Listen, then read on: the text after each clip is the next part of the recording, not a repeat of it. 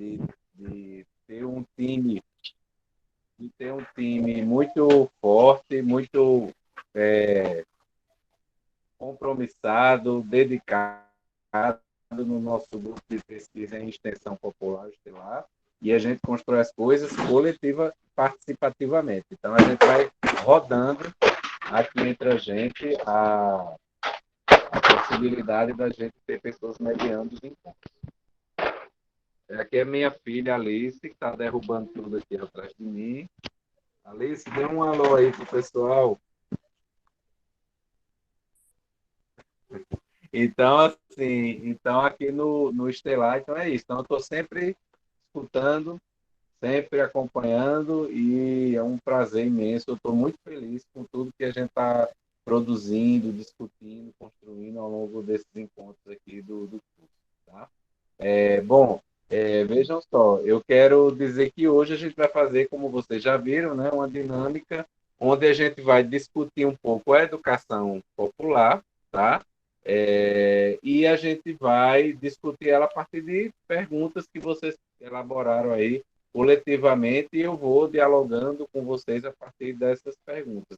Então, a aula hoje vai ser comigo para a gente discutir um pouco a educação popular. Inclusive, Vanderleia trouxe isso, né, na primeira aula, mas a gente acha legal a gente tocar de novo no assunto, porque na nossa concepção, o sentido que a gente tem de construir o trabalho social de perspectiva emancipadora, a partir e com os movimentos sociais, né, se dá com esse olhar da educação popular, tá? Então, é por isso que a gente vai fazer essa discussão. Vamos fazer o seguinte, assim, e no início também desse momento de hoje, eu queria só assim deixar registrado, né, para vocês que assim nós hoje acho que muitas pessoas aqui já podem ter tido notícias, assim, a gente, enquanto Universidade Federal da Paraíba, a gente teve uma nomeação feita pela Presidência da República para reitor, para o cargo de reitoria da UFPB, né, que não foi a pessoa primeiro colocada no processo eleitoral, né, na consulta eleitoral feita com a comunidade acadêmica da UFPB, e a gente quer, assim, eu digo a gente porque é um sentimento de todos e todas nós que fazemos o grupo de pesquisa em extensão popular, e a gente tem muita clareza e convicção de que a democracia ela é um princípio fundante da nossa organização enquanto sociedade, e é um princípio que orienta toda a construção da nossa Constituição Federal, Constituição Cidadã de 1988, que é uma carta que tem uma série de diretrizes em vários dos seus espaços, né, em várias das suas. Só um minutinho, gente, que eu vou ter que fechar a porta aqui, que está muito barulho aqui. Tá?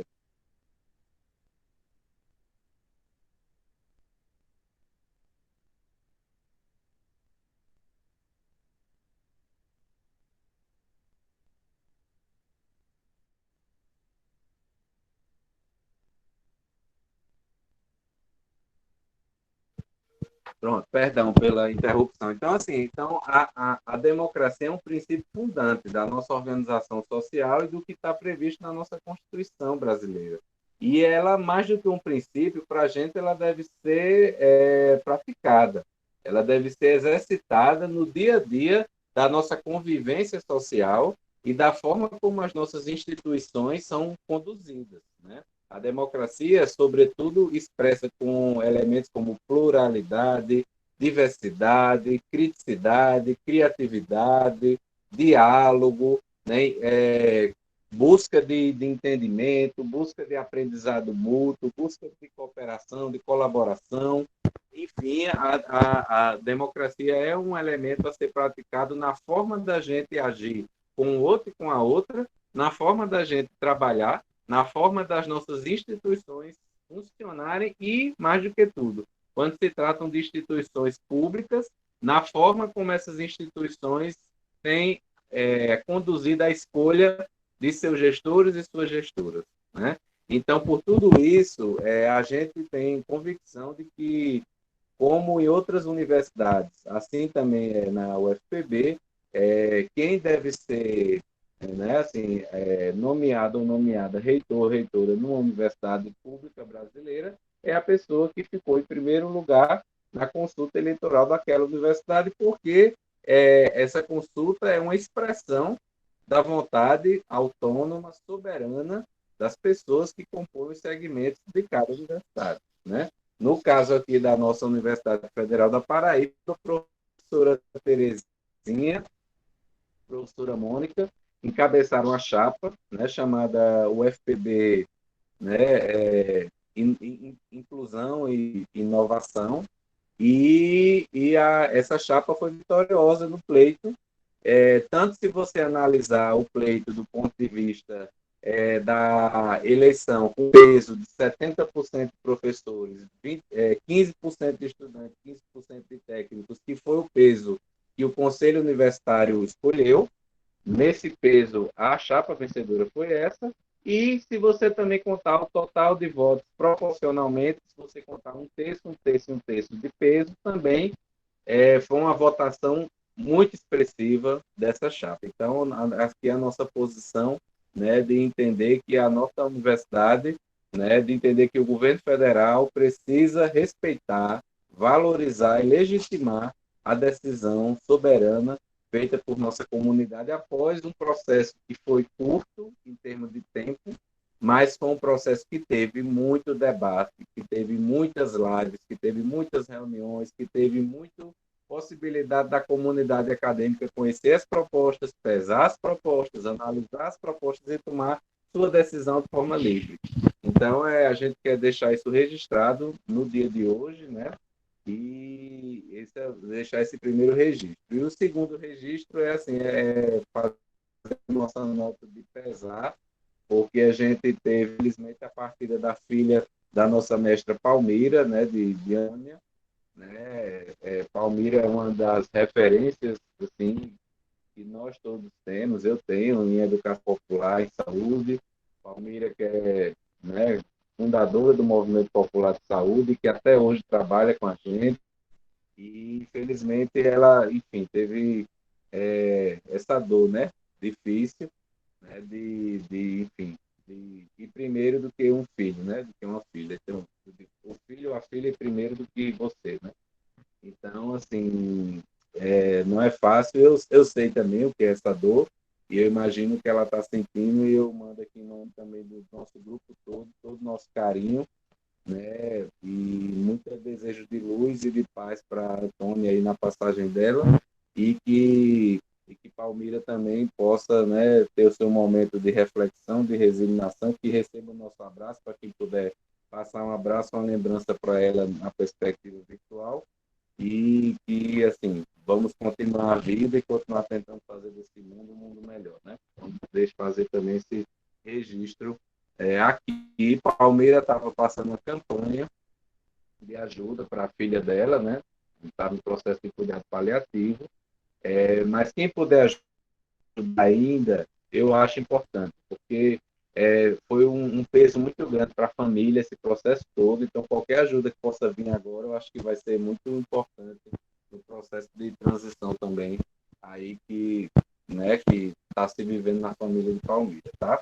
Então, fazer esses dois registros, né, e antes da gente começar, né, mas é isso, eu acho que, e eu já vou falar isso um pouco quando a gente for falar mais da educação popular, mas particularmente falando também do que a gente está vivenciando hoje, com as notícias surgidas da UFPB, só um sentimento muito forte que insistentemente eu tenho, né? Então, assim, a gente tem que continuar o trabalho de base da educação popular, né? Nós temos que continuar de forma radical no sentido de a raiz, de forma crítica, de forma aprofundada, fazer trabalhos como esse aqui que a gente está fazendo e vários outros trabalhos que todas e todos estão conduzindo aqui, né? Então, assim, a gente não pode parar de jeito nenhum com nossos trabalhos e a gente tem que aprofundar, porque, como eu disse, democracia a gente faz na prática, agora a democracia também é um processo de exercício que a gente tem que vivenciar e que a gente tem que vivenciar através do trabalho da gente, das práticas da gente e da possibilidade do nosso trabalho, da nossa prática, envolver quantas pessoas mais puder, para que a gente possa cultivar com essas pessoas relações democráticas, relações solidárias e a gente fomentar um outro jeito de ser e de estar no mundo com as pessoas, sabe, gente? Então, assim, eu entendo que toda manifestação e mobilização é fundamental, mas a gente tem que ter muito cuidado para a gente não ficar só na manifestação e só na mobilização. Sem trabalho de base, acho que vocês estão entendendo o que eu estou dizendo, sem trabalho, sem projeto, sem processo formativo, sem questões estruturantes que a gente vai desenvolvendo a médio e longo prazo, nós não vamos chegar a lugar nenhum. Tá? Então, assim, eu tenho o sentimento que me veio hoje também muito forte é dizer o seguinte: continuemos trabalhando.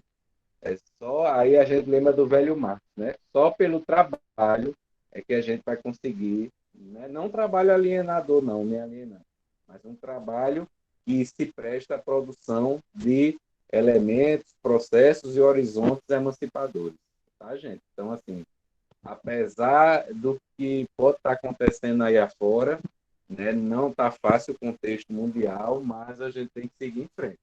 E para fechar, eu vou trazer uma fala do Carlos Rodrigues Brandão, uma das nossas referências da educação popular, né? E ele disse assim, em 2018, numa palestra, num congresso que a gente teve, mas a gente transcreveu e Edgar ajudou fantasticamente essa transcrição, ficou muito boa, e a gente está publicando num livro que está saindo em breve aí, com histórias de educadores populares, e ele é uma das figuras. E aí ele diz assim: a gente não pode ficar pensando só no que fizeram de nós, o que estão fazendo com a gente. A gente tem que pensar o que nós vamos fazer com o que fizeram de nós. O que é que nós vamos fazer com o que estão fazendo com a gente, do campo democrático popular. Então, acho que isso resume bem, sabe, esse sentimento que eu estou também agora, né? Então, acho que é isso, quero deixar esses registros e vamos passar para a dinâmica de hoje. Eu acabei falando tanto que pode talvez já fazer a mística, né? A gente ia fazer no final, pode ser agora? Ou quero deixar para o final mesmo?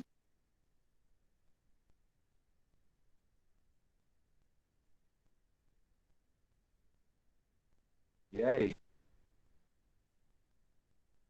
Partida. Digam aí no bate-papo. Partida?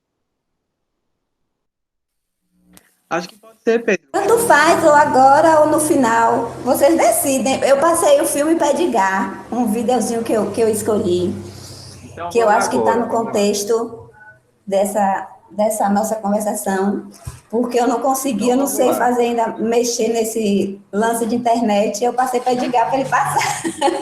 Estão me ouvindo? E Sim. passei para Sara. Passei para Sara. Ai, tá Aí baixo. ela vai passar. Isso. Vou Eu não estou colocar. ouvindo.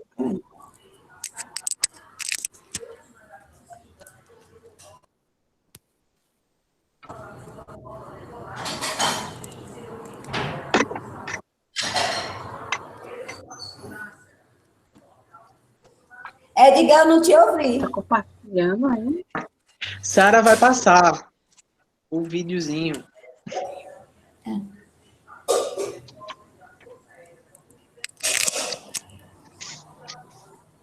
A gente já tá vendo, viu, Sara? Estão vendo? Tá? Sim. Vou dar play aqui.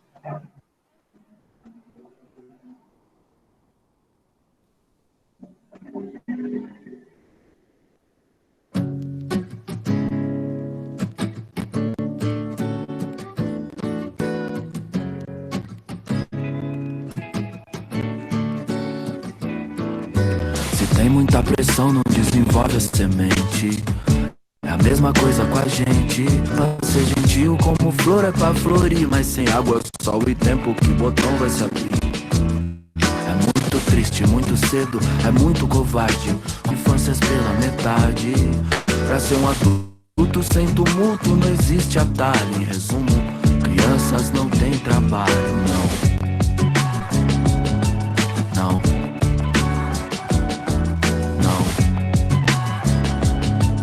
Não. Ao trabalho infantil. Desde cedo, 9 anos, era um pingo de gente. Empurrado a fórceps pro batente. O bíceps dormente, a mão cheia de calo. Treme, não aguento um lápis de São Paulo. Se é uma rebelde, se quer domesticar. Menina preta perde infância, vira doméstica. Amontoados ao relento, sem poder se esticar. Vira um bonsai, é só assim pra explicar que o nosso povo nas periferias precisa encher suas panelas vazias. Dignidade é dignidade, não se negocia. Porque essa troca leva infância, devolve apatia. E é pior na pandemia, sobra ferida na alma. Uma coleção de trauma, fora a parte física, tá na parte crítica. Pra que o nosso futuro não chore, a urgência é: precisamos ser melhores, viu? Se tem muita pressão, não desenvolve essa. É a mesma coisa com a gente. É pra ser gentil como flor é pra florir. Mas sem água, sol e tempo que o botão vai se abrir. É muito triste, muito cedo, é muito covarde cortar infâncias pela metade. Pra ser um adulto sem tumulto não existe atalho. Em resumo, crianças não têm trabalho, não. Não, crianças não têm trabalho, não. Ao trabalho infantil. Com 8 ela limpa a casa de família em troca de comida. Mas só queria brincar de adoleta. Sua vontade esconde. Pega sua liberdade, transforma em tristeza. Repetiu na escola por falta, ele quer ir, mas não pode. Desigualdade é presente e tira seus direitos. Sem escolha, trabalho, rouba pra viver. Sistema algoz que o arrancou da escola e colocou pra vender bala nos faróis. Em maioria, jovens pretos de periferia que tem direito à vida plena, mas só conhece o que vivencia. Insegurança, violência e medo. Trabalho infantil é um crime e tem cor e endereço. Prioridade nossa é assegurar que cresçam e floresçam. Alimentar a potência delas. A liberdade delas não tem preço. Merecem um mundo como um jardim, não como uma cela. Se tem muita pressão, não desenvolve a semente. É a mesma coisa com a gente. É pra ser gentil como flor é pra florir. Mas sem água, sol e tempo que o botão vai se abrir. É muito triste, muito cedo, é muito covarde cortar infâncias pela metade. Pra ser um adulto sem tumulto não existe atalho. Em resumo, diz: crianças não têm trabalho. Não. Crianças não têm trabalho.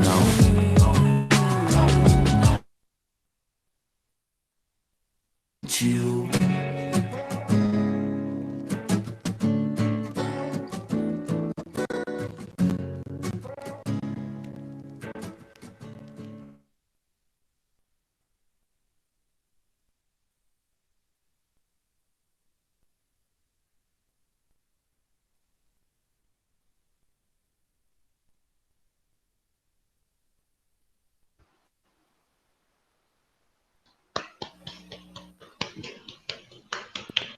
Obrigado, Barteira.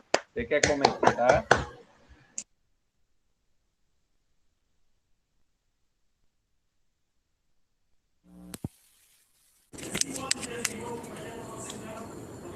Gente, minha internet tá péssima, eu não tô escutando nada.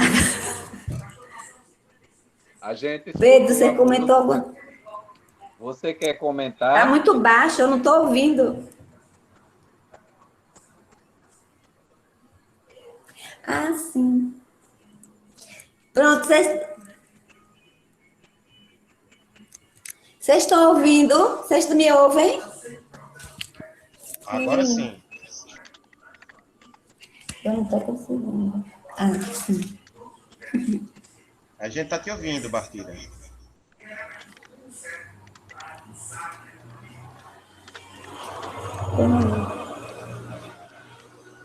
A gente está ouvindo, Bartira. Então, eu escolhi esse vídeo, nessa música de início. Primeiro foi um rapper, né? Um rapper, porque eu acredito que o hip hop é uma cultura afrodiaspórica, né? Como ferramenta pedagógica. que normalmente é voltada sempre à comunidade, né, que lida com experiências vividas, para estimular o pensamento do leitor ouvinte e oferecer meios para sair dessa violência e marginalização. E eu acho que a educação é necessária, né? É preciso, tem que ser o nosso lema, para desenvolver uma sociedade, adquirir uma educação consciente acerca da ética, né? Para que a sociedade tenha uma conduta, para proporcionar um bem coletivo comum. E é um fato, o trabalho infantil ainda é realidade no nosso país, infelizmente, principalmente no norte e nordeste, né, do nosso país. E eu acho que a educação precisa ser o nosso lema para que isso tudo mude, né? Vocês estão me ouvindo? Minha internet, eu não estou conseguindo ouvir vocês. A gente ouviu, Bartira. Eu não escuto, só colocando... A gente ouviu bem.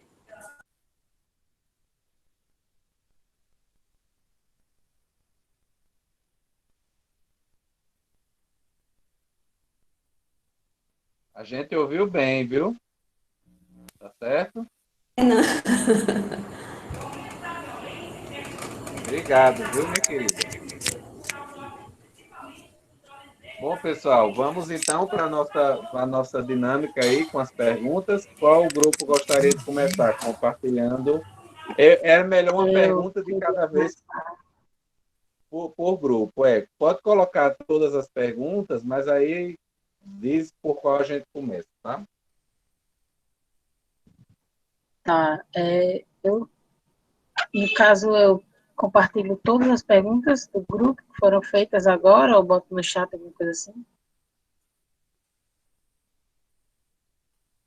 Acho que pode compartilhar, né? Agora digam por qual eu começo, né? Escolham uma. Certo. Eu acho que pode começar da primeira, então. Foi feita a pergunta nesse sentido, certo? De como se dá o manejo da educação popular sobre o embasamento metodológico na prática e em quais países da América Latina a educação popular também existe, e que outros educadores, além de Paulo Freire, se baseiam nela.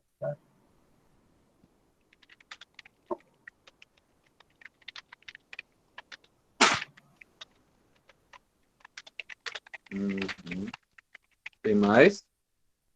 Vai começar por essa. Vou começar por essa, mas eu acho que é melhor falar e você já deixa pronto aí, não? Não, vamos uma de cada vez. Então, repete aí essa, para todo mundo escutar. Como se dá o manejo da educação popular sobre o embasamento metodológico para a prática e em quais países da América Latina também a educação popular existe e que outros educadores, além de Paulo Freire, se baseiam nela. Uhum. Beleza. Próximo grupo.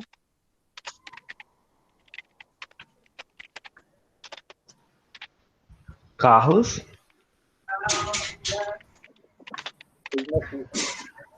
Aí, Carlos. Eu vou compartilhar aqui, colocar aqui no chat as 3 perguntas, acho que facilita, né? A gente fez uma pergunta também ligada à questão metodológica, que diz o seguinte: o momento que estamos vivendo, em função do isolamento físico, vemos surgir outras metodologias no campo da educação popular, resultando em encontros como este. São formas de resistência, de resistência, mas também instigam a refletir sobre outras metodologias mediadas pelas tecnologias. E, diante disso, quais alternativas possíveis, inéditos viáveis, como coloca Freire, poderia ser partilhado nessa sala acerca de metodologias em educação popular, especialmente no contexto em que as desigualdades sociais se acentuaram, trazendo à tona, inclusive, um outro tipo de exclusão, que é a exclusão digital. Essa é a pergunta. Obrigado. Pergunta. Obrigado, meu querido. Próximo grupo.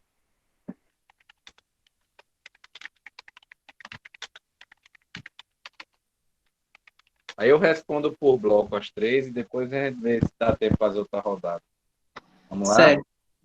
Eu coloquei as 3 perguntas aqui no chat. E a primeira foi um apontamento mais baseado nas questões que Marlon trouxe, né? E aí, se ele quiser complementar, viu, Marlon? A primeira pergunta foi assim: como pensar um processo de aproximação com a comunidade e com os movimentos populares sem a captura acadêmica dessas pessoas, muitas vezes preconceituosa e cartesiana? Certo. Beleza. Então vamos lá, né?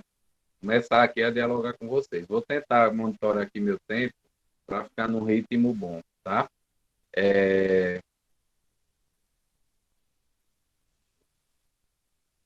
Bom, pessoal, então primeiro, né? Vamos lá. Essa primeira pergunta que fala do manejo, né? Da educação popular, seria um pouco sobre as formas de fazer, é isso mesmo, né? Sobre as metodologias, é isso? Sara?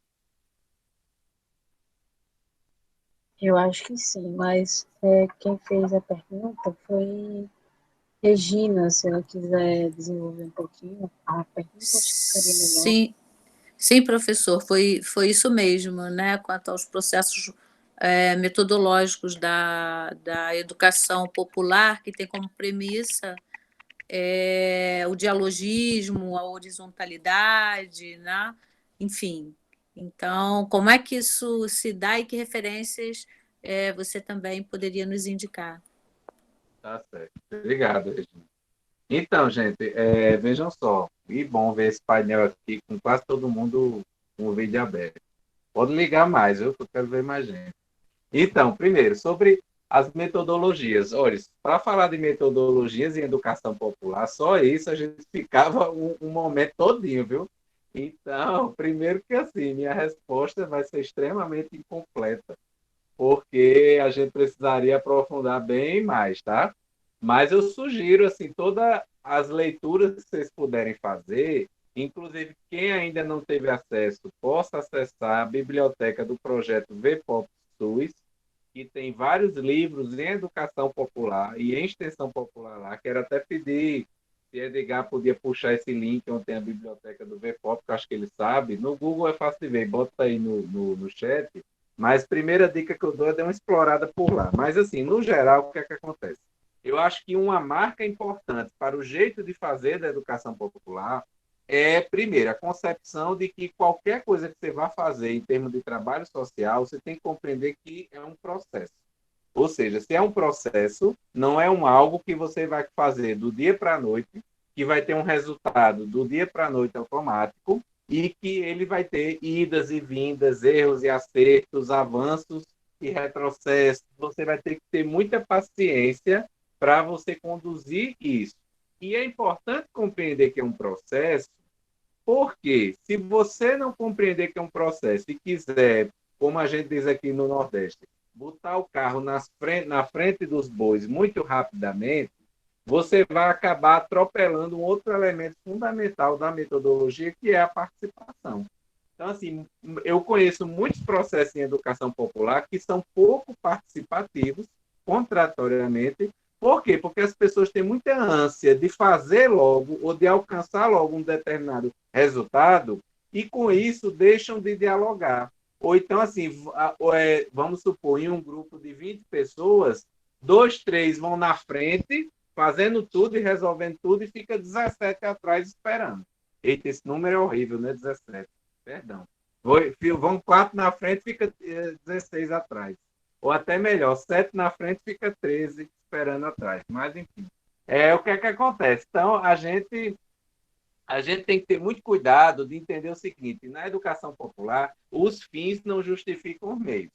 Então, assim, em nome de eu conseguir tal coisa, aí eu vou, sabe, atropelar o outro e a outra, minha relação com o outro e com a outra. Então, a gente tem que ter muito cuidado em priorizar a participação, tá? E em construir processos, procedimentos, encontros, relações que sejam participativas. Isso, às vezes, vai exigir, por exemplo, alguns silêncios. Por exemplo, aqui tem companheiros do programa PNAB, né, do nosso programa de extensão. E a gente, muitas vezes, as pessoas mais experientes do PNAB, a gente faz a opção de, na reunião, ficar mais calado, e às vezes fica um silêncio de 10 minutos, fica aquela coisa incômoda, sabe? Porque ninguém fala, não sei o quê, mas é porque a gente vai para trás para quem está chegando poder protagonizar, né?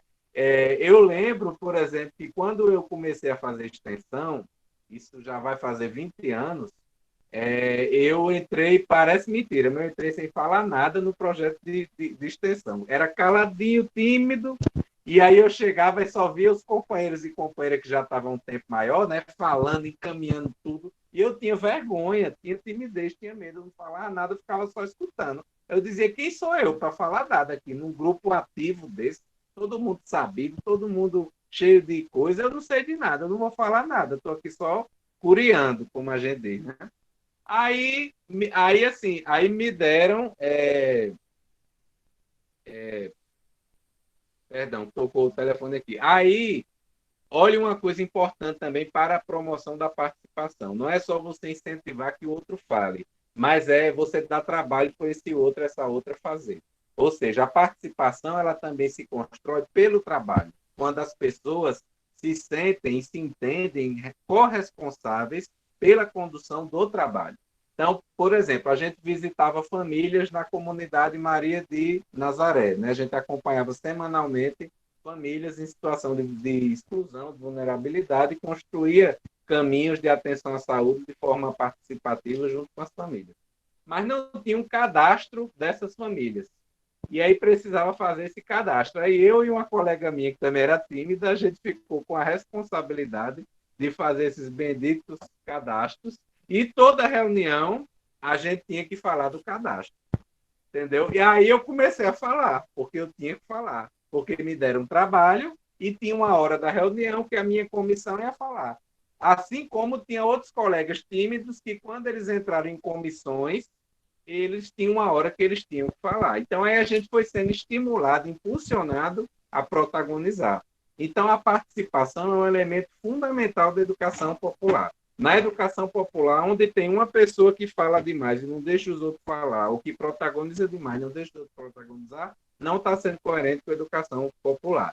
A educação popular ela rima com humildade, exercício da humildade, exercício da paciência, exercício de dar o lugar para o outro, de deixar o outro também brilhar, também protagonizar, entendeu? Então, exige esses momentos. Então, eu acho que eu diria que a compreensão de que é um processo é importante, a compreensão de que importante é você estimular permanentemente a participação, a proativa, crítica, criativa das pessoas. E, por último, eu diria que um elemento, acho que importante, você mesmo falou, Gino, né, do diálogo, né? Claro, o diálogo ele ajuda a conduzir esse processo, mas eu diria que um outro elemento eu diria que é o próprio trabalho. Então, assim, não tem educação popular só em discurso. Por mais que tem gente aí que, se você for filtrar, vai ter só isso, só discurso. Então, assim, a educação popular ela tem que ter um trabalho, sabe, junto com ela.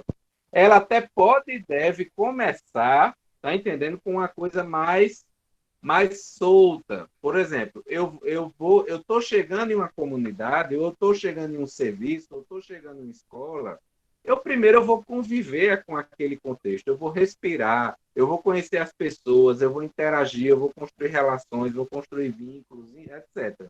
Mas, aos poucos, isso tem que ir confluindo na construção de um trabalho emancipador. Que trabalho vai ser? Aí você vai pensar lá.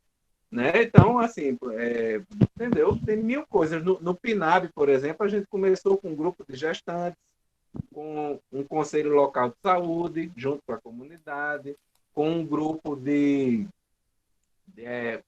para pensar estratégias educativas educativas emancipadoras, junto às famílias que na época eram beneficiárias do Bolsa Família. A gente começou com, vamos dizer assim, um desenho, uma proposta que foi construída na época junto com a equipe de saúde, junto com as pessoas da comunidade que a gente conhecia. Mas aos poucos a gente foi conhecendo outras pessoas, foi tendo outros contextos e a gente foi mudando também. Então, assim, é isso, é pensar o que é que eu vou trabalhar, o que é que eu vou produzir, no melhor sentido da palavra, tá? E aí, a partir disso, o processo educativo popular vai se construindo, tá?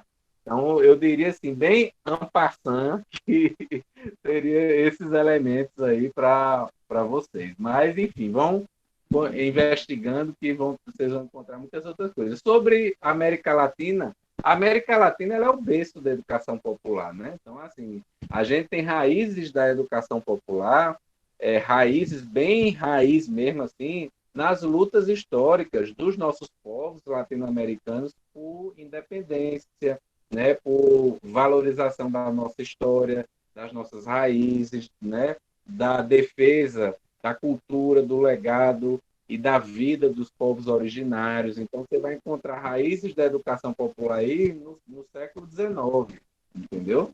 Mesmo sem esse nome, ou mesmo sem essa metodologia muito organizada. Essa metodologia ela vai sendo extremamente bem mais organizada, realmente a partir dos trabalhos de Paulo Freire com sua equipe, no serviço de extensão da Universidade de Pernambuco, nos anos 50, confluindo para a produção dos livros de Paulo Freire nos anos 60.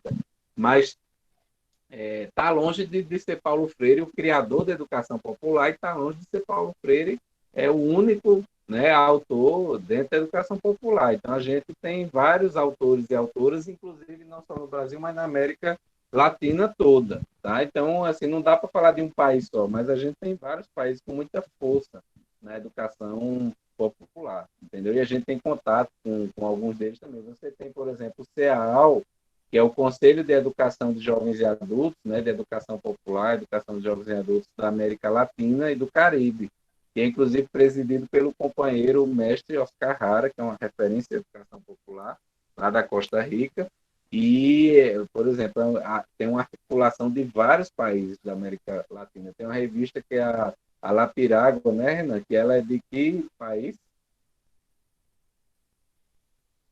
Ela não tem uma sede exatamente não, Pedro. É geral, vai muito a partir de onde é feito o processo de editoração. É América Latina e Caribe. Entendeu? Então, assim, então tem uma história grande, né? Mas, assim, de autores e de autoras, eu posso falar aqui de alguns, assim, né? Eu lembro de um texto, né? Aquele texto clássico do nosso mestre Alder Júlio, que ele cita vários, né? Deixa eu ver se eu consigo abrir aqui. Para eu citar conforme Alder Júlio nos ensinou. Alder Júlio Ferreira Calado, um dos maiores educadores populares que a gente tem no Brasil, que ele mora na Paraíba, já está aposentado da universidade, né? Mas ele continua refletindo, escrevendo sobre a educação popular, sobre movimentos sociais, e ele tem participado, inclusive, de algumas lives recentemente.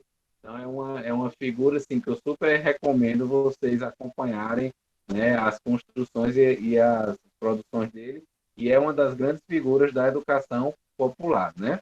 Aí a gente pode falar também de Conceição Paludo, lá do Rio Grande do Sul, né? A gente pode falar de Carlos Rodrigues Brandão, de Oscar Hara Holiday, né? Como a gente falou, né? Quem mais? Vão me ajudando aí. Vocês conhecem gente demais. Pedro Pontual. Reinaldo Fleury. Reinaldo Fleury.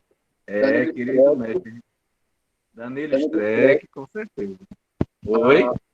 A atual coordenadora do GT de Educação Popular na Amped, a professora Maria Tereza Godard Tavares, que é daqui da UERJ, fez parte, inclusive, da minha banca no mestrado. Exatamente. Valdenez Oliveira, da Federal de São Carlos, que é uma grande querida referência para a gente também. E você lembrou bem, a gente tem um GT de Educação Popular na Amped, que é a Associação de Pós-Graduações em Educação, e a gente tem um GT de Educação Popular na Abrasco, que é a Associação Brasileira de Saúde Coletiva, né? Entendeu? Então, assim, a educação popular é um campo, assim, acho que tem sido um campo cada vez mais profícuo nesse sentido também. E depende muito também, Pedro, da vertente que a pessoa atua no campo da educação popular, né? Se é na área da saúde, se é no campo da agroecologia, enfim, cada campo tem um pouco, né, as suas, digamos assim, as suas referências.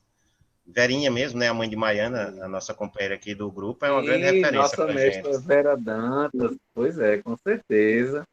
É isso mesmo, por exemplo. Tem referência boa.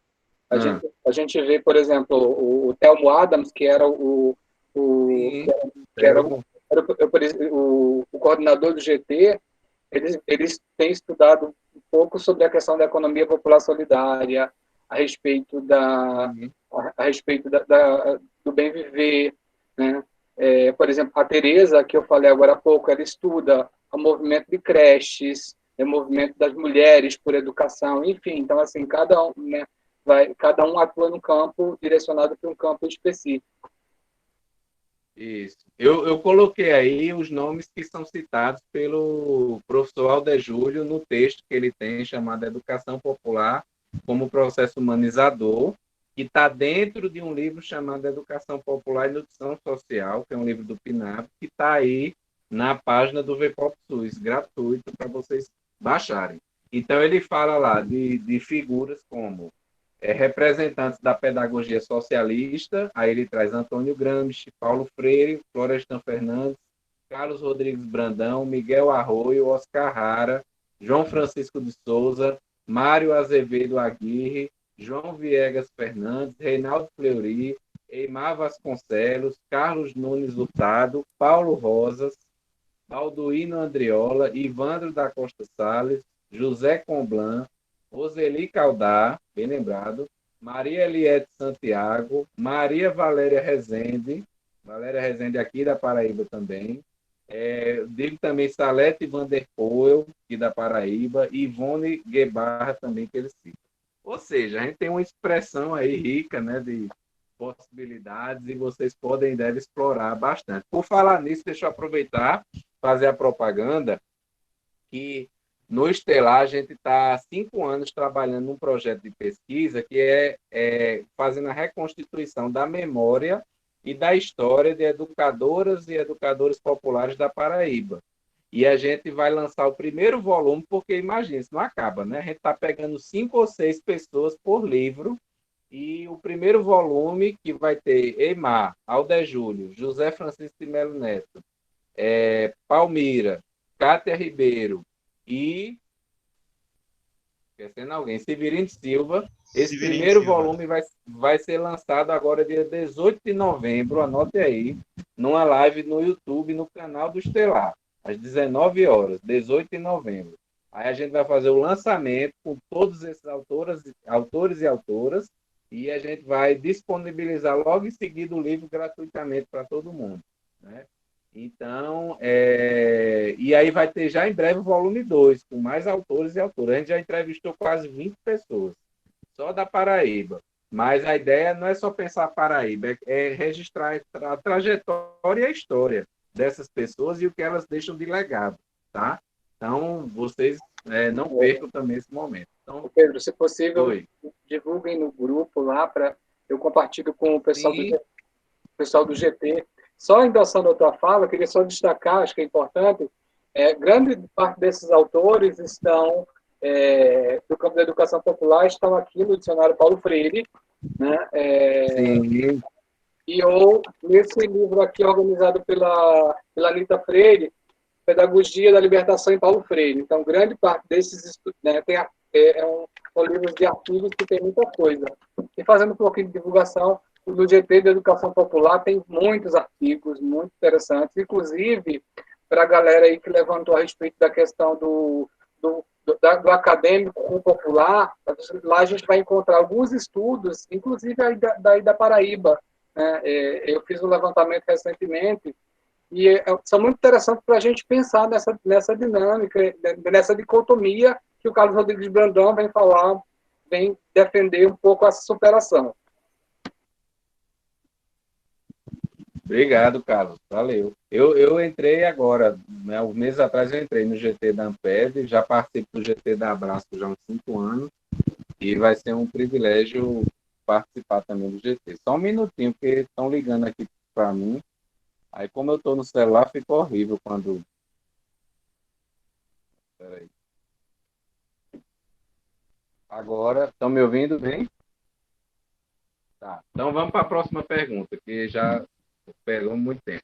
Essa questão do isolamento, né, das novas tecnologias. Realmente, pessoal, assim, eu vou dar um depoimento pessoal, né? Eu estou sendo sistematicamente surpreendido com as possibilidades que estão se apresentando com essa questão das tecnologias sociais e dos encontros virtuais, né?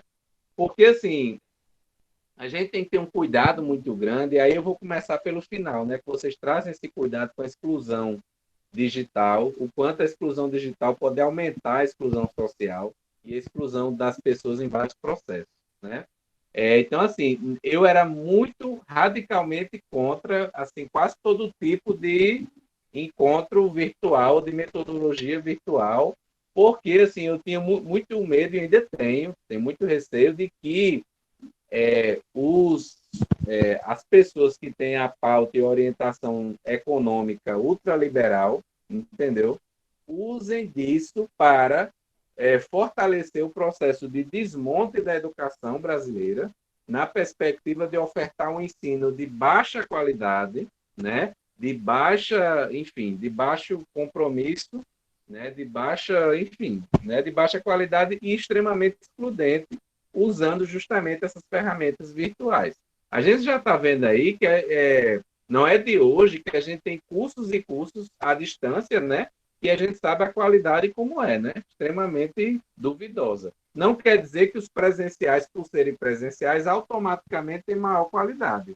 A gente não pode também cair nessa dicotomia. Mas, evidentemente, a gente também não pode, né?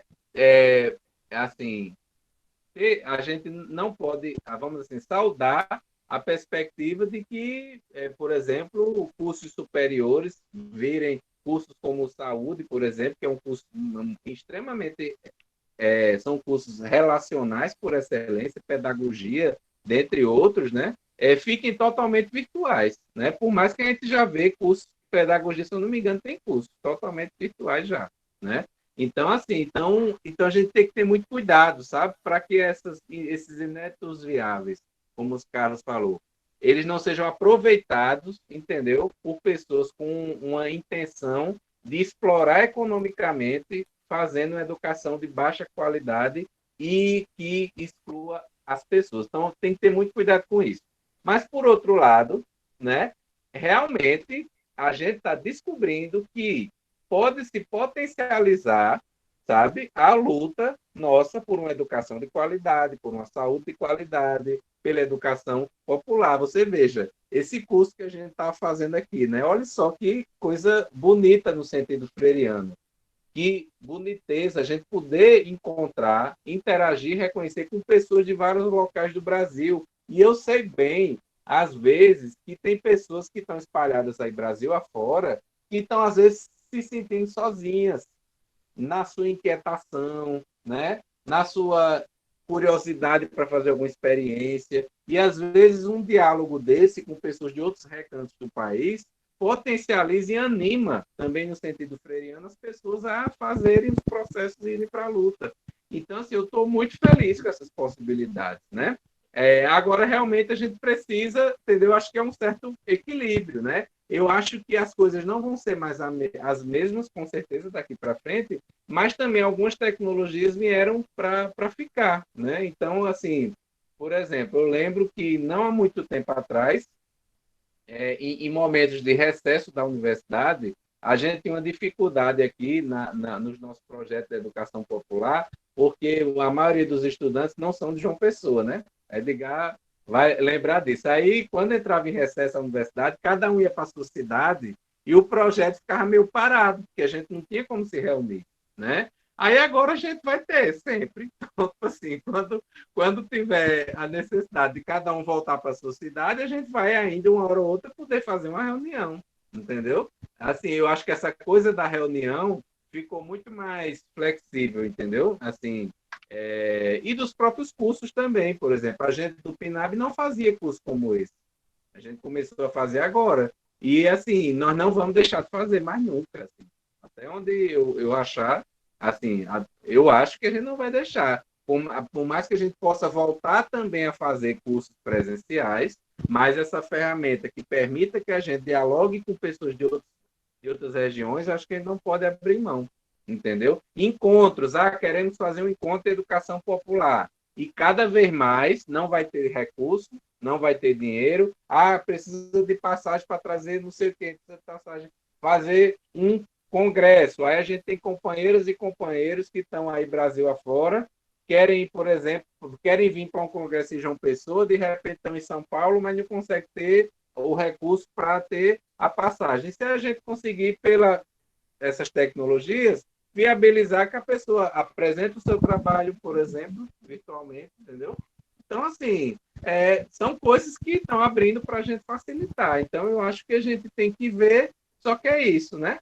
De forma crítica. E, com certeza, a gente deve ver dessa forma. A gente tem que ter cuidado para não se empolgar, entendeu? Demasiadamente, né? Porque as pessoas podem usar isso para outras coisas. Mas, enfim, realmente, eu acho que revelou muita coisa. Agora, realmente, tem suas contradições. Você vê, por exemplo, logo que começou a pandemia, no PNAB, assim, veja só, no PNAB a gente tinha, há 2 anos, um chamado grupo de relaxamento, lá na comunidade, que é relaxamento e bem viver, que era um grupo predominantemente feito participativo por mulheres, né, da comunidade, onde as mulheres trocavam experiências, escuta e compartilhavam práticas integrativas. Então, uma fazia massoterapia, outras cuidavam na questão da auriculoterapia, né? Tinha momentos, às vezes, de meditação, o pessoal levava chá, então era um momento muito legal, de 1 ou 2 horas na segunda-feira de manhã cedo.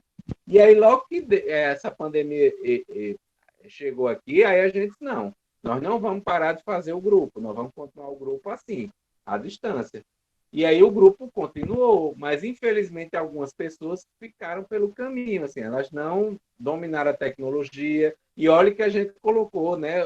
Os estudantes têm essa força grande dentro do projeto, eles entraram em contato com as pessoas, telefonaram, fizeram tutorial, tentaram explicar o máximo que podia, mas ainda teve pessoas que não conseguiram. Aí, qual é o passo que a gente está dando agora? Enquanto continua o grupo, a gente está também investindo no que a gente está chamando de uma rede de cuidado comunitário, que é uma rede onde a gente vai manter contato sistemático e permanente, nem que seja só pelo telefone, para saber como as pessoas estão, se elas estão precisando de algum apoio, de alguma articulação, se elas têm alguma dúvida, ou se elas precisam só que a gente escute elas. Então, assim, a gente está vendo outras formas de chegar com as pessoas, que supere um pouco essa exclusão digital, né? Mas, ao mesmo tempo, a gente acha que não é legal excluir o grupo, né? Aí o grupo ele tem reuniões como essa, mas tem gente que não participa das reuniões, tem gente que só fica no grupo do WhatsApp, que tem também um grupo, né?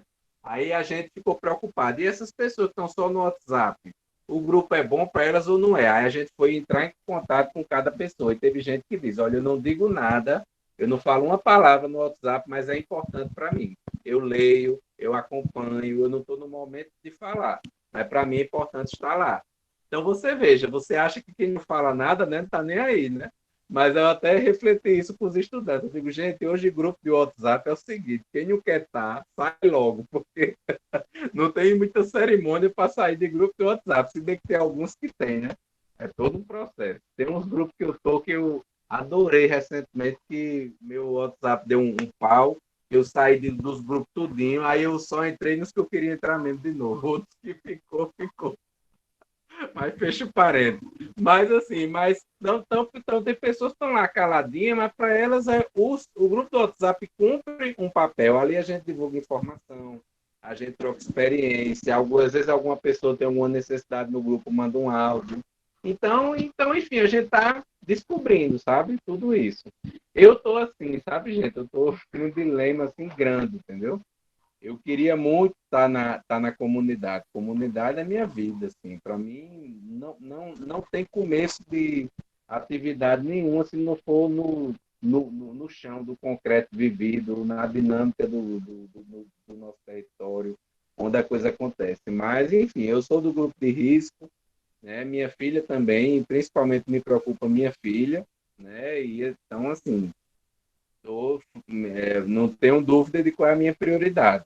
Isso eu não escondo para ninguém, entendeu? Mas eu sinto muito assim, essa falta, sabe? Fico vendo as formações dos agentes populares de saúde nos territórios do MST, o companheiro Proenço, o companheiro Luciano aqui tá na frente, fico doidinho para estar lá junto, mas, enfim, tem que saber os limites, né? De cada um e de cada uma, e ter fé que em breve isso vai passar, pelo menos essa fase mais de distanciamento físico, e a gente vai conseguir se aproximar um pouco mais do nosso território, tá?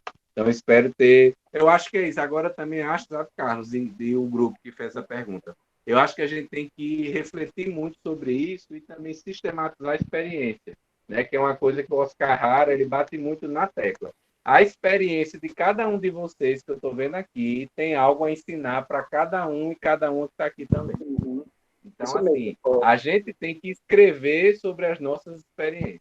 E aí, essa questão das tecnologias digitais é um campo muito novo na educação popular, e quanto mais a gente escrever e refletir sobre o que está fazendo, é legal para a gente ir aprendendo, entendeu? Então, assim, a gente não pode ser dizer assim, mas eu acabei de começar um projeto, eu vou escrever o quê? Escreva. O PNAB, gente, eu lembro disso, toda vez eu falo, ele tinha 2 meses de vida só, e eu fui apresentar um trabalho do PNAB no Congresso Nordestino de Extensão. Aí você disse, você escreveu o quê? Um artigo completo, dizendo como é que o projeto se originou, qual é a proposta, quais foram os primeiros passos, bem honesto, bem transparente, bem tranquilo, mas apresentamos e compartilhamos a experiência. Compreende? Então, assim, a gente tem que ter, a gente até no PNAB, tem um número especial da revista Interface, né? Que está aberto sobre a perspectiva do Covid-19, os enfrentamentos, e a gente está trabalhando em 2 artigos, compartilhando as experiências que a gente está fazendo para tentar trabalhar com a educação popular nesse processo da Covid, tá? Pedro. E diz, Carlos.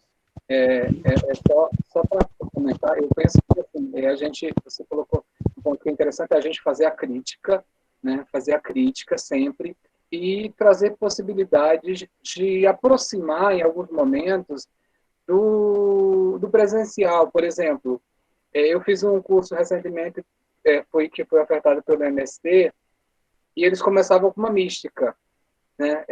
E aí venho também fazer com vocês, e aí começa sempre com uma mística. Eu acho que isso é importante, de estar trazendo a arte, de estar trazendo outros elementos para pensar, de estar possibilitando o diálogo, né? Eu, particularmente, na minha dissertação, eu trago um capítulo sobre mística, tratando da mística como um dispositivo pedagógico, né? Que estimula a pensar, que te desloca daquele contexto, né? E, ao mesmo tempo, quando a gente conversava um pouco, foi até uma questão levantada por mim lá no grupo, para a gente pensar também o quanto as ferramentas que estão à disposição das escolas e da faculdade também, muitas vezes elas são subutilizadas, né, por motivos diversos. Então, assim, eu acho que pensar a questão das tecnologias hoje, nesse contexto de pandemia, é pensar também no que está lá na escola, nas ferramentas que muitas vezes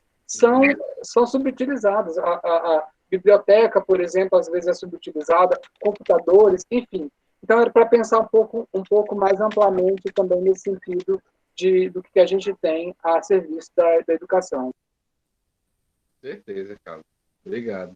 E para fechar, assim, a terceira pergunta como pensar na aproximação com a comunidade sem ter uma captura, né, acadêmica, né? Essa pergunta é fundamental, porque assim, às vezes, veja só, o conhecimento científico ele é tão, ele é tão, como é que eu vou dizer assim? Ele é tão voraz, ele é muito perigoso, porque ele tem uma tendência colonizadora muito grande, entendeu? E às vezes a gente dorme no ponto, a gente sem nem pensar, a gente sem nem imaginar, a gente está querendo colonizar o outro e a outra, né? Então, assim, a gente tem que ter realmente esse muito cuidado, né? E aí, assim, mas não precisa também ficar paranoico, nem paranoico, entendeu? Eu acho que, assim, por isso que eu sempre digo que o primeiro passo é mergulhar na realidade onde o trabalho vai ser desenvolvido, né? E aí eu sempre trago a figura que Paulo Freire traz, né? O compromisso verdadeiro próprio da existência humana só se dá quando as mulheres e os homens se encharcam, se ensopam de realidade. Então, a gente tem que fazer um mergulho na realidade onde o trabalho vai ser desenvolvido, que a gente fique ensopado de realidade. Então, é conviver com as pessoas, conversar com as pessoas, conhecer o território, as dinâmicas, interagir, bater papo, tomar cafezinho, perguntar, sabe? Conhecer. Então, assim, eu acho que ir numa atitude de pessoa. Então, assim, eu vou como Pedro. Pedro, que tem uma família, que tem uma história, que gosta de cinema, né? Que gosta de futebol, gosta de política. É Pedro. Pedro com tudo que Pedro é. Pedro não é apenas o Pedro nutricionista, o Pedro educador, o Pedro professor. Enfim, Pedro é muito mais do que isso. Pedro é muito mais do que o lápis dele, como são todos e todos. Então, assim, eu acho que a gente tem que ir como a gente mesmo, sabe? E aí a gente construir relações, construir vínculos, construir amizades. Para mim, assim, em todo trabalho comunitário, sabe, que eu desenvolvi, as coisas fluíram muito quando eu consegui construir com as pessoas uma relação colaborativa, mas muito fraterna também, sabe? Então, assim, eu acho que é também porque eu tenho um pouco, por mais que eu fui criado numa perspectiva de classe média, mas, assim, minha família, principalmente a família do meu pai, né, tem uma origem bem humilde. E eu aprendi muito com a convivência com a família do meu pai, né, que é uma família lá do Recife, né? Enfim, eu sempre gostei muito de estar com as pessoas, de me encontrar com as pessoas, de conversar com as pessoas, de interagir, de brincar, sou muito brincalhão. Então, assim, tanto que eu me identifiquei muito com o trabalho de educação popular. Quando eu comecei a fazer extensão popular, eu tinha dúvida se eu queria ser nutricionista, o que é que eu queria ser, eu não sabia. Mas depois que eu comecei a fazer, eu fui me encontrando e fui dizendo, é isso aqui. Né? Por quê? Porque eu identifiquei essa possibilidade. Que o primeiro que eu ia fazer não era intervenção técnica. O primeiro que eu ia fazer era a conexão humana com a pessoa. Era construir o que Reinaldo Fleury chama de criar contextos de diálogo. Entendeu? Então, assim, contextos, situações oportunas para um encontro humano dialógico. E esse encontro humano começa, às vezes, gente, sem muito planejamento. É isso que eu estou dizendo, é tomar um café, conhecer, encontrar. Eu lembro, olha, por exemplo, que lá na comunidade Boa Esperança, quando a gente começou o PNAB, a gente trabalha lá com 3 comunidades, uma mais próxima da outra, né? E a comunidade Boa Esperança, ela tinha menos trabalhos desenvolvidos lá, muitas vezes porque é uma comunidade que convive mais com alguns conflitos, né, sociais, e uma comunidade onde se tinha muito receio de violência, etc. É uma comunidade que tem muito processo de exclusão social muito sério, sabe? E aí, o que é que acontece? Mas eu queria muito ir para o olho do furacão da comunidade. Queria muito entrar lá, conhecer as pessoas, conhecer as ruas, interagir. E aí com as pessoas, a gente perguntou assim, quem são as pessoas que são as que chama liderança aqui? Ah, tem Dora. Dora, tá certo. Aí a gente começou a fazer reuniões do Conselho Local de Saúde, aí começou a identificar as lideranças. Aí eu mal conhecia Dora, hoje ela é uma das maiores parceiras que eu tenho, mas na época eu mal conhecia. Aí eu disse, Dora, tu é da comunidade Boa Esperança? É. Aí eu conversei com ela, conheci a história da comunidade, trocando experiência e tal. Aí eu disse, Dora, o que é que tu acha da gente fazer uma reunião lá na comunidade toda semana? A gente reúne as pessoas que quiserem e a gente conversar. Ela disse, vai conversar sobre o quê, Pedro? Eu digo, vamos conversar sobre alimentação, que no início o PNAB era muito voltado para a questão alimentar e nutricional. Depois a gente ampliou para a saúde como um todo. Não, a gente vai conversar de alimentação e nutrição, etc. Ela disse, mas Pedro, vocês vão fazer o quê aqui na comunidade pobre? Que o povo come cuscuz com ovo de manhã, cuscuz com ovo no almoço, cuscuz com ovo para jantar. Nutricionista não vai fazer nada aqui, porque ela achava que nutricionista era só coisa de rico, né? Aí eu disse, minha amiga, faz o seguinte, você acha que dá para fazer a reunião? Dá. Então vamos começar a fazer e você vai falar o quê? Eu digo, vamos conhecer, vamos nos encontrar, vamos, enfim. Aí a coisa foi começando, entendeu? E aí ela mesmo, e aí assim, aí a gente começou a fazer receita junto. Ah, como é que a gente faz uma alimentação saudável? Ela é coisa de rico? Só é rico que pode fazer? Não, a gente pode, com as condições que a gente tem, tentar ter uma alimentação mais saudável. Vamos ver, vamos lá. Mas a alimentação também é um direito. Então, não é só rico que pode ter uma alimentação adequada e saudável. Todas as pessoas têm esse direito. O que é que precisa para fazer esse direito? A gente foi conversando, mas de uma forma, entendeu? Não impositiva. Não foi pegando, por exemplo, a Lei Orgânica de Segurança Alimentar e vomitando nela. Não foi pegando o Guia Alimentar da População Brasileira entendeu? E dizendo isso e aquilo. Não, a gente foi fazendo receita, a gente foi fazendo dinâmica, oficina, trabalho em grupo, brincadeiras, e a gente ia se encontrando toda semana, perguntando para elas. Então, assim, uma coisa muito importante, viu, para não ter essa coisa que vocês falaram de, qual foi o verbo que usou? De captura, né? É escutar muito. Assim, e aí Paulo Freire é central nisso, gente, porque Paulo Freire traz os temas geradores. Então, assim, qual era o tema gerador nesse caso da gente? Era alimentação e nutrição. Então, a gente chegava lá e perguntava, pessoal, e aí? Alimentação para vocês é o quê?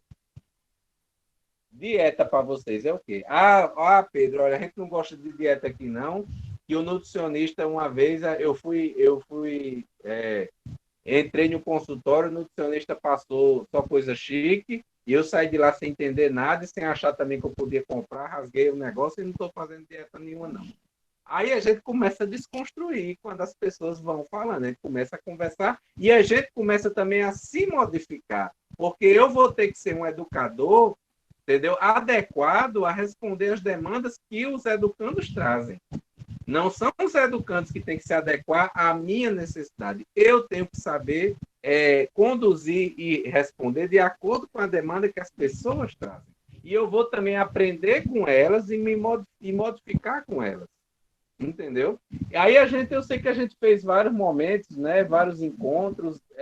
O grupo, a gente chamou o grupo Saúde na Comunidade, mas a gente também interagiu muito com um grupo de mulheres que tinha lá, que era o grupo, é maravilhoso o nome, era Lá Vem Elas. Lá vem elas, se prepara, sai de baixo que lá vem elas. E aí assim, eu sei que depois de um bom tempo, Dora mesmo deu outro depoimento. Ela disse, gente, depois desse tempo eu aprendi que nutrição não é só coisa de rico, vamos dizer assim, né? Então a gente foi fazendo isso. Então assim, entendeu? Então se você chega com essa, sabe? Se você chega sem atenção e ansiedade sabe? De prescrever algo, de passar algo, você vai fluir bem o processo. Tá entendendo? Então, assim, você vai fluir, você vai saber, por exemplo, eu vou fazer alguma coisa lá em direitos humanos. Então, se você chegar lá dando aula para as pessoas de qual é o direito que elas têm, que elas não têm, o que é que ela tem que fazer, o que não tem que fazer, já foi, já era, não vai dar certo.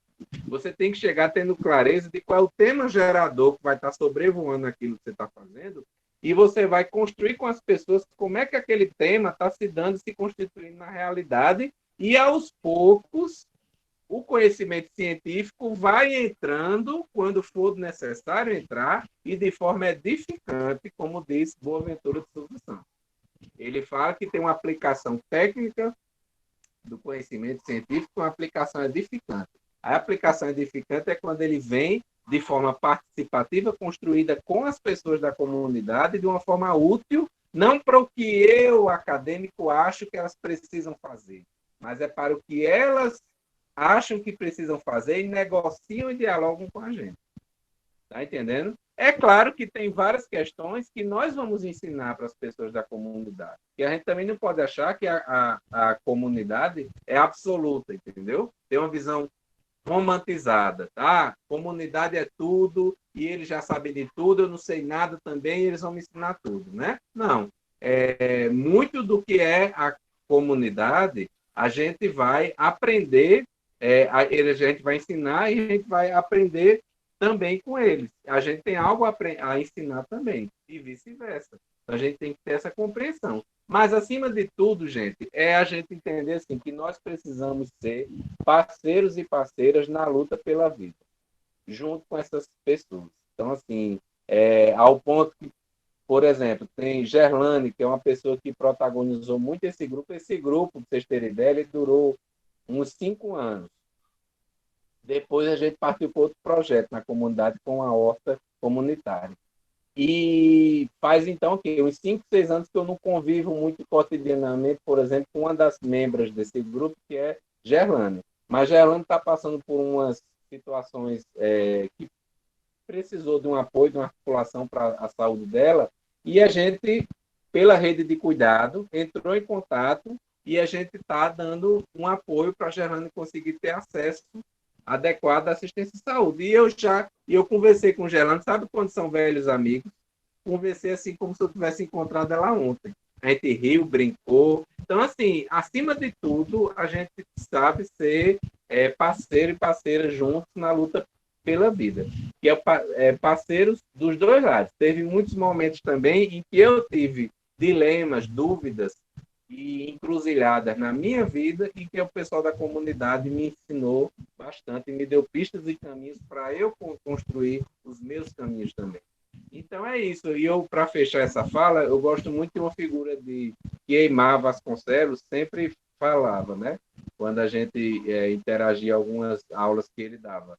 É como se a gente fosse para a comunidade com um conhecimento científico numa mochila, né? Tá aqui os livros, né? Aquela mochila. Só que em vez da gente sair assim, ó, jogando o livro todo, eles estão aqui. A gente vai usando eles conforme a necessidade vai trazendo. E uma necessidade que não é apenas a que eu julgo, mas tem que ser fundamentalmente uma necessidade que é avaliada conjuntamente da gente com as pessoas da comunidade, tá? Então, assim, eu acho que é isso. E para fechar, isso, o que também ajuda é você fazer a avaliação, tá, pessoal, de forma permanente. Entendeu? Então, assim, e José Francisco de Melo Neto, que diz muito isso. Em educação popular, a avaliação não é uma coisa do fim. Que, né, tradicionalmente, a gente enxerga a educação muito como uma coisa de final, né? Terminou o curso, terminou o processo, a gente faz a avaliação. Falar nisso, Edgar aqui, para a gente precisa fazer a avaliação parcial do curso. Eu olhei para Edgar, já vi que ele está se lembrando disso. Mas, enfim, a gente precisa fazer a avaliação, ó, para e passo, para a gente ir corrigindo, aprimorando os processos ao longo do caminho. E parte dessa avaliação é escutar as pessoas, entendeu? Cotidianamente. Dora, o que é que tu tá achando? Gerlane, o que é que tu tá achando? E é isso também que a gente falou lá no início, tá? Incentivar a participação. Então, mesmo que fique numa sala, a gente calado, vai ficar. Mas se estiver esperando que eu somente fale, não vou falar. Então, assim, vamos... mas está todo mundo muito tímido.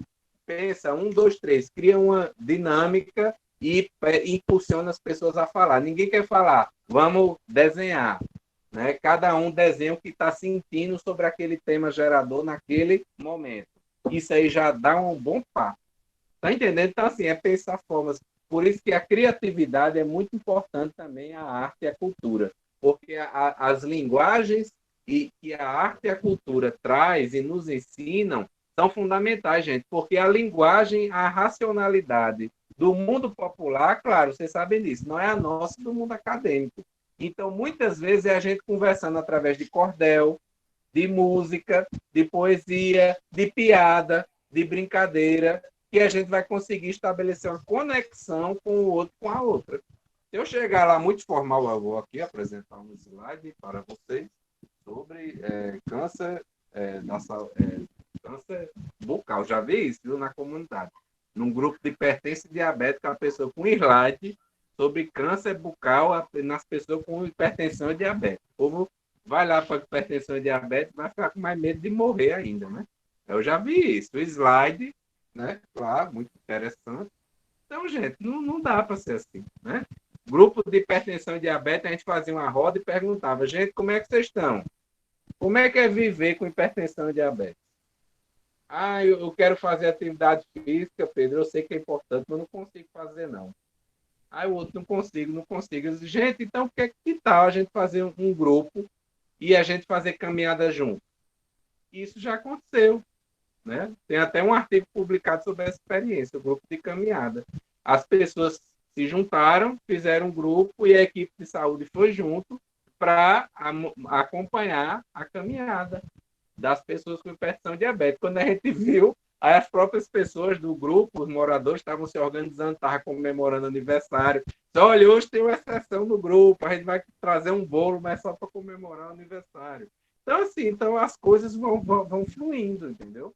Conforme você vá, de novo, escutando, abrindo a roda e pedindo que as pessoas participem, tá? Acho que é isso. Olha, já são 8h30, tem muita pergunta sem ser respondida, mas eu não sei o que é que vocês sugerem. Se a gente... acho que podia abrir para alguns comentários a partir dessas coisas que eu falei, e as outras perguntas eu posso me comprometer de depois mandar uns áudios ou gravar um videozinho trazendo algumas respostas, para a gente não se esticar muito no horário, né? O que é que vocês acham melhor?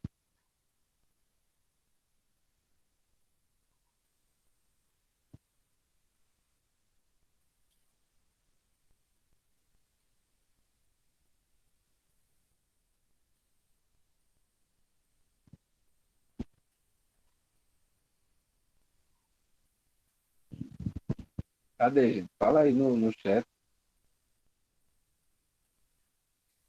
Legal, né?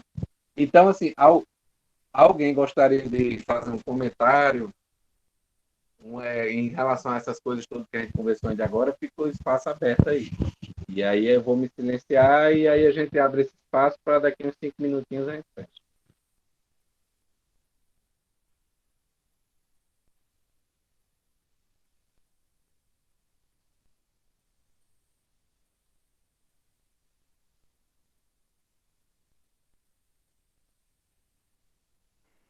Bom, Pedro, eu gostaria só de reforçar uma coisa que você falou, que eu ouvi o ano passado do Danilo Streck, no evento da Amped, que eu estava apresentando um trabalho, um recorte da minha dissertação de mestrado, que eu falo da pastoral da juventude do meio popular. Eu falo das aproximações entre a pedagogia pastoral e a pedagogia libertadora, né, especificamente trabalhando com Paulo Freire, né? E o Danilo falou o seguinte, da importância, e aí reitero a tua fala, da importância da gente estar sistematizando essas experiências, né? Porque o que acontece muitas vezes no campo da educação popular é que não sistematiza e aí acaba acaba muitas vezes se perdendo, né? Fica só no plano da memória e aí, como fica no plano da memória, por vezes acaba se perdendo. E aí ele dizia o seguinte, reforçava que uma das formas da gente estar presente, tensionando mais, com mais recorrência no ambiente acadêmico, é a partir dessa sistematização, é a partir da apresentação de trabalhos, de estar mostrando os nossos trabalhos na academia, né? de estar criando essas pontes, principalmente no contexto em que a gente vive, que a gente tem, nos últimos anos, que a gente tem mais jovens das classes populares chegando, acessando o ambiente acadêmico, né? Então, eu acho que é isso, a gente passar a problematizar, estudar os temas do nosso cotidiano, da nossa comunidade, fazer questões, né, para situações, para problematizar, como nesse espaço mesmo.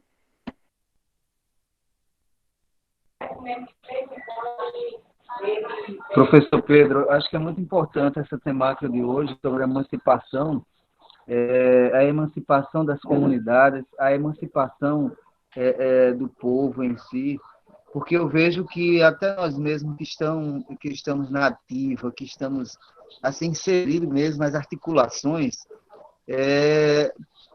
eu percebo que nós perdemos essa facilidade, essa acessibilidade de fazer com que o povo, a comunidade, a periferia, as ocupações possam participar de sua emancipação, né? é como se a gente já estivesse algo pronto, um caminho pronto, e quando, de fato, a gente percebe que a comunidade não está sendo emancipada, é quando a gente vai, por exemplo, a um órgão público, quando a gente vai para um enfrentamento mesmo com órgãos públicos, quando a gente percebe, é a gente que está ali. Então, ali a gente percebe que realmente a comunidade não acompanhou o ritmo, né? Então, para mim, acho que deve ser, de fato, uma problemática, uma preocupação acadêmica em suas pesquisas, esta forma de acessibilidade, esta forma de encontrar o caminho juntos, né? O caminho juntos. Então, eu acredito que isto deve ser algo que deve ser mais do que nunca hoje uma preocupação atualizada, para ajudar até mesmo os movimentos, para ajudar até mesmo as lutas, aqueles que estão na ponta da lança, a se organizar, a descobrir este caminho, porque foi assim que as comunidades de base se inseriram, né?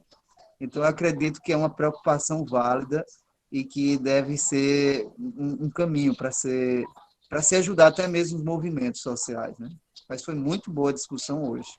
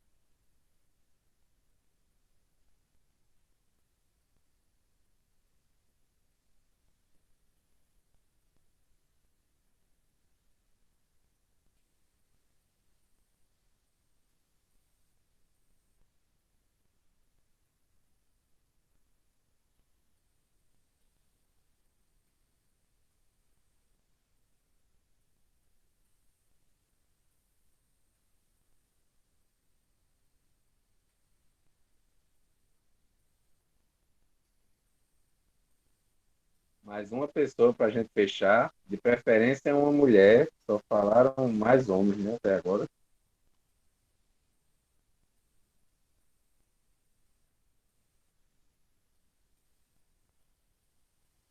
Quem vai falar?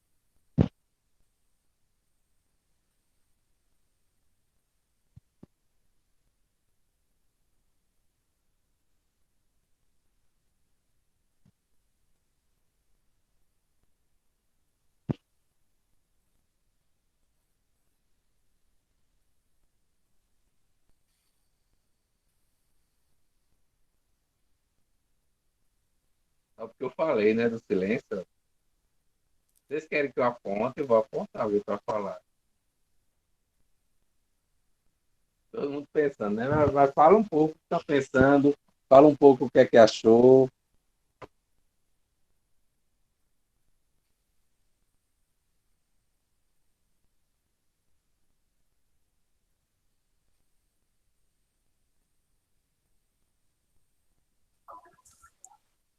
Eu vou falar, então. Oba, pronto. Eu queria falar que eu estou muito, muito cansada. E hoje eu li um texto, uma coletâneazinha de 7 textos falando sobre maternidade e isolamento social. E eu chorei horrores de tanta identificação que eu senti. Eu fiquei lembrando, Pedro, quando tu falou da história da mochila, é mais uma, não sei se pode ser uma provocação. Eu lembrei de um filme que eu acho que é O Abraço da Serpente. Eu não sei se vocês já viram, daquela história do antropólogo, né? E eu não sei se eu posso dar spoiler do filme, né? Não sei se todo mundo já viu, mas que é justamente um contraponto à história da mochila, né? Que ele diz para o cara não levar nada, ir sem nada, né? E o cara quer levar todas as coisas, até a radiola que ele tem, sei lá o que é aquilo, e o xamã diz para ele não levar nada, né? Porque assim seria, não me lembro muito bem, faz muito, muito tempo que eu vi o filme, mas eu não sei se você poderia falar um pouco disso ainda, mas foi só uma lembrança que eu tive que me fez ficar pensando, assim, será que não tem horas que a gente também não pode não levar nada para o território?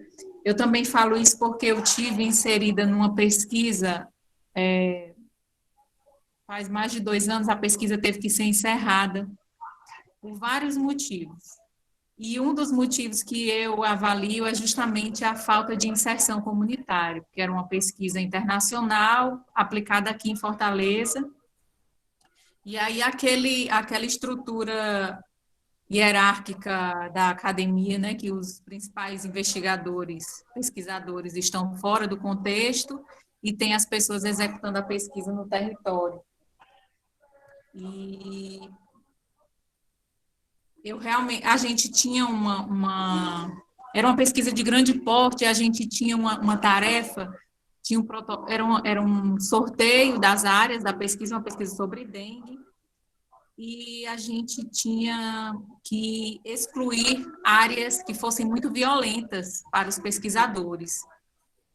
E aí, nesse início da pesquisa, só tinha eu e outra pessoa, que era uma enfermeira, eu filósofa e uma enfermeira, eu muito ligada ao movimento social e ela muito ligada a essa coisa da academia e tudo, mas era uma enfermeira que atuou na atenção primária à saúde, mas assim, filha de policial, então a gente chegava nos lugares, aqui em Fortaleza, acho que aí em João Pessoa também, pelo que eu conversei um pouco com os Ubers, é totalmente tomada por facções, as comunidades, né?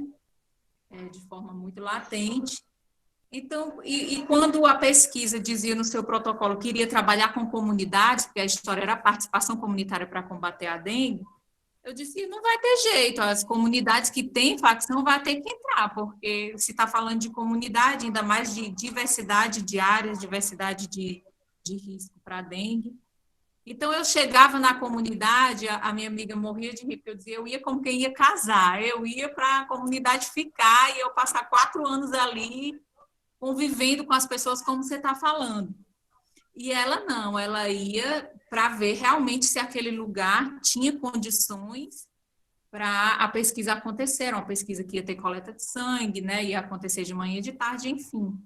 Mas eu também ia pensando que a história da violência ela está muito ligada à falta de vínculo, né?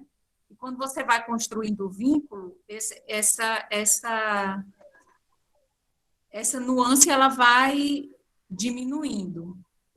E aí foi isso, assim, eu fiquei relacionando uma coisa a outra. Eu não sei se faltou um pouco da minha academia nisso, porque a gente passou por situações extremamente estigmatizantes das comunidades, que eu sentia que as pessoas, né, e eu também ficava muito mal com aquilo, assim, tipo, as pessoas, chegava uma pesquisa para ser realizada ali, que ia durar 4 anos, uma pesquisa do Canadá. E aí, depois que a gente conversava com a pessoa, a gente dizia, não, a pesquisa não vai poder acontecer aqui. As pessoas ficavam tristes, né? Então, foi um processo muito, muito ruim, assim, né? Mas que a gente aprendeu muito, né? Então, eu lembrei dessa história da mochila por conta disso, né? Então, na verdade, eu falei e volto, será que eu não precisava ter levado uma mochila um pouquinho também? Mas era isso. Não ia falar nada e falei demais.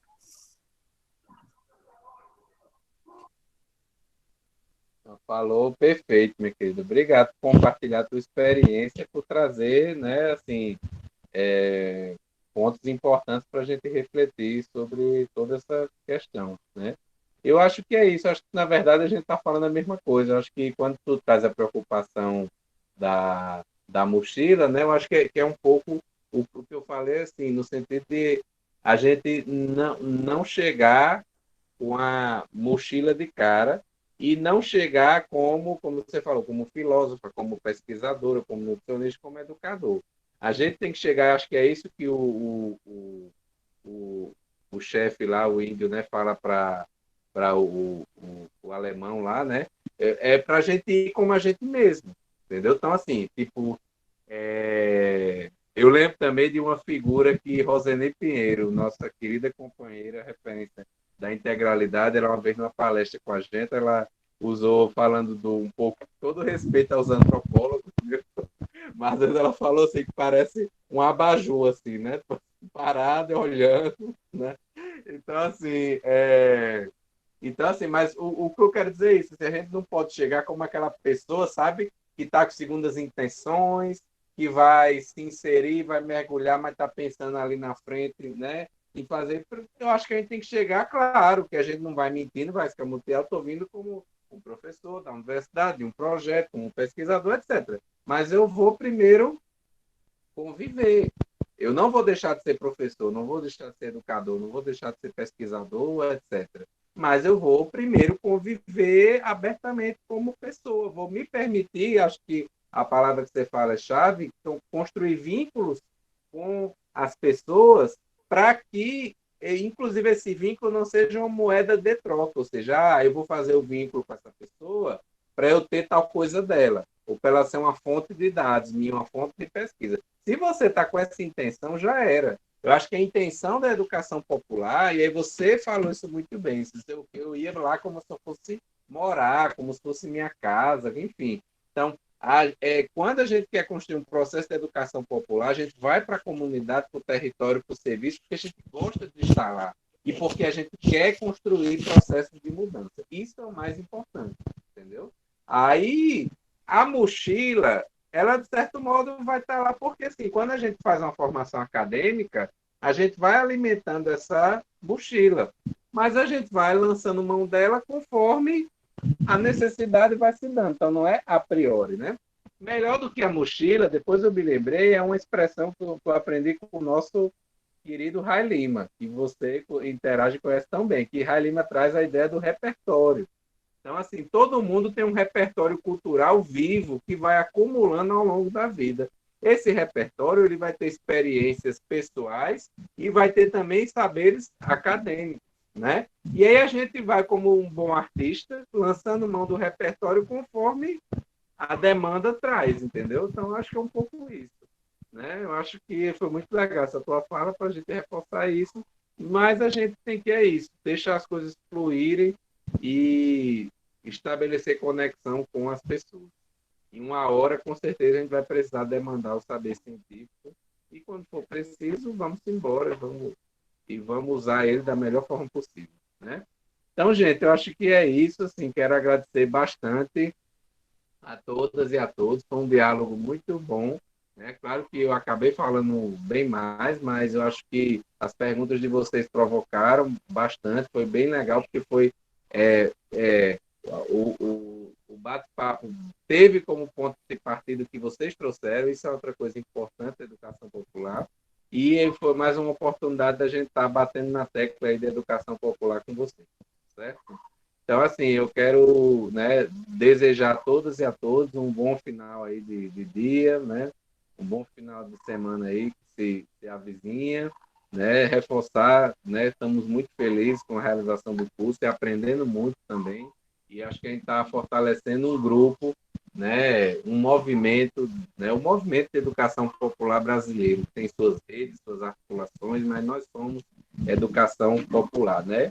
E, por último, agradecer aqui a nossa equipe, a meu companheiro e amiga de coordenação, Danilo, e todos vocês que estão participando, e dizer um último recadinho, né? Eu acho que os Estados Unidos não vão deixar de ser imperialistas com essa eleição, com certeza, né?